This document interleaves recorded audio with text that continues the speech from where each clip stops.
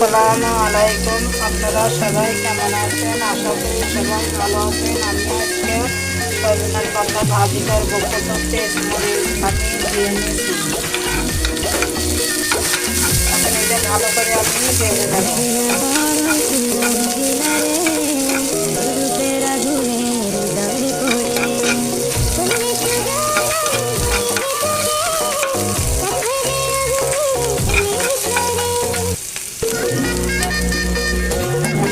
সজনের পাতাগুলো দিয়ে দেবো।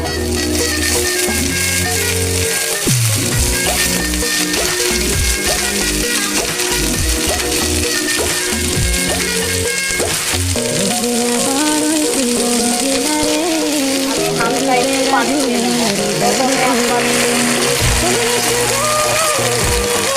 পানি দিয়ে দিলাম। এখন আমি ঢেকে দেবো।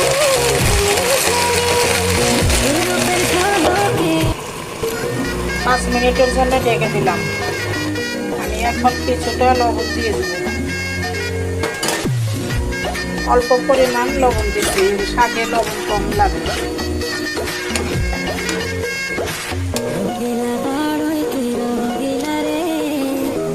শাকটা খাইলে কি হয়, আপনার ডায়াবেটিস নিয়ন্ত্রণ থাকে।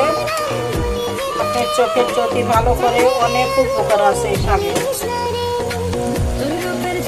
আবার ডেকে দেবো সেদ্ধ হওয়ার জন্য। শাকের ভিতরে হালকা একটু ঘি দিবেন, যাতে একটা শাকের একটা গন্ধ হয়, সেই গন্ধটা থাকবে না।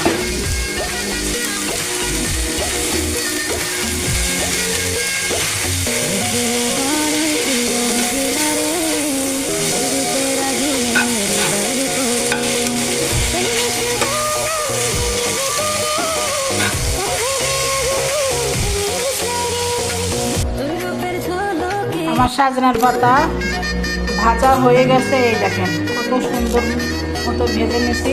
আপনারা এইভাবে বাসায় ভাজে খাবেন, বাচ্চাদেরও খাওয়াবেন। অনেক উপকার, এটা ডায়াবেটিসের জন্য আরও উপকার। ভালো লাগলে আপনারা আমাকে একটা লাইক, শেয়ার, সাবস্ক্রাইব করে দিবেন। কমেন্টে জানাবেন কেমন হয়েছে। আল্লাহ হাফেজ।